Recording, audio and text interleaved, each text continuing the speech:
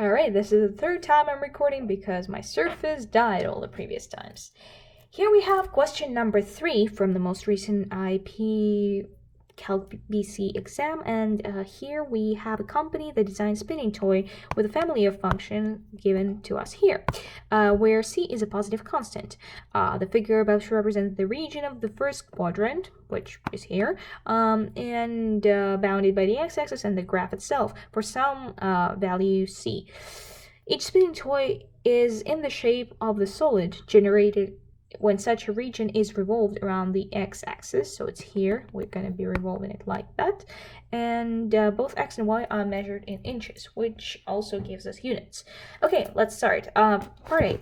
Find the area of the region in the first quadrant bounded by the x-axis and the graph of y, cx square root 4 minus x squared for c equals 6. Alright, so to find the area of the region in the first quadrant, well, we will need to integrate this whole area. And to integrate, we need the limits of integration. We can clearly see that there is something at 0, but we don't know where this n is. So to find the limits of integration, specifically to find where the x-axis, where the graph crosses the x-axis, we will set the following equation equal to 0 and see, well, at what values that occurs.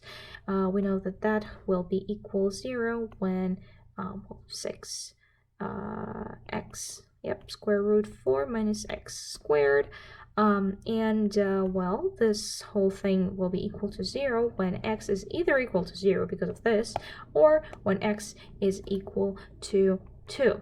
It also works for -2, of course, but since we're working only in the first quadrant, we are only concerned with positive values.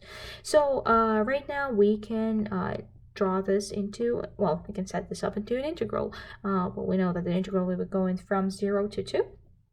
And we will be using this equation right here, except we substitute 6 for c, and minus x squared dx. This is what we get. Well, we can pull out the 6 up front because why not? And try to integrate what's inside. Well, of course we could have used y substitution or things like that, but from the way this function is set up, it tells me that I could probably just find it by guess and checking, because we have negative x squared under the root, and if we're doing chain rule, we would get x negative 2x, therefore getting this x, so it shouldn't be too difficult. This function can be rewritten as x, well, 4 minus x squared to the 1/2.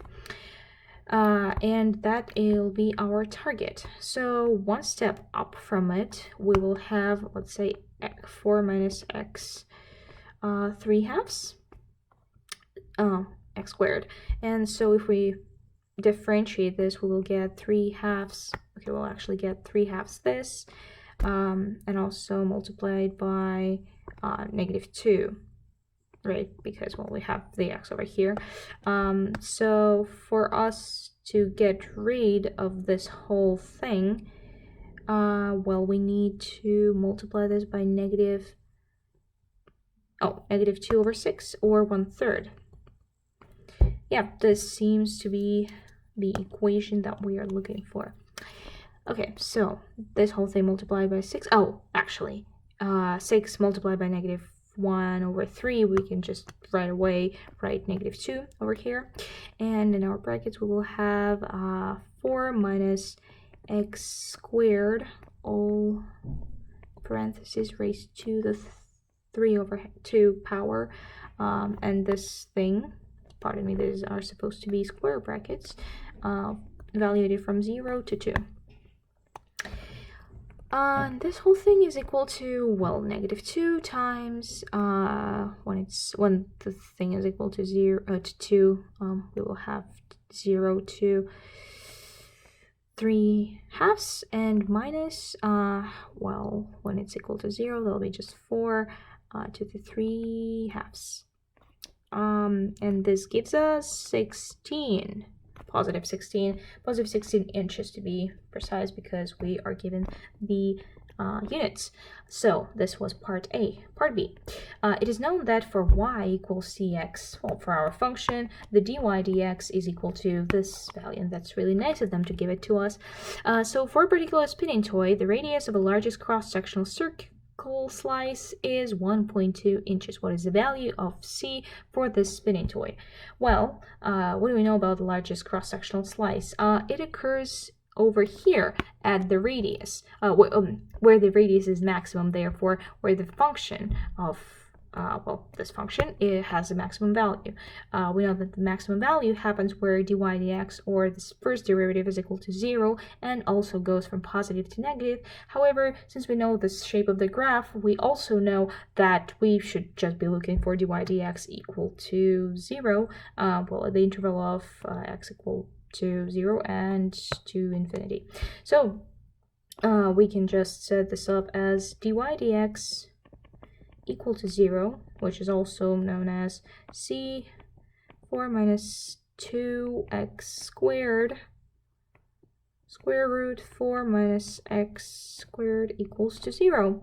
And this is also known as 4 minus 2x squared all equal to 0 for x not equal to 2, because if it is 1, then we'll have a problem over here. So this whole thing will be equal to 0, since we know that c is a non-zero, well, positive constant. We know that this is going to be equal to 0 for us to find what we're looking for, and precisely at x equals square root 2. Well, again, it also works for negative square root 2, but since we're only concerned with positive values, let's stop here.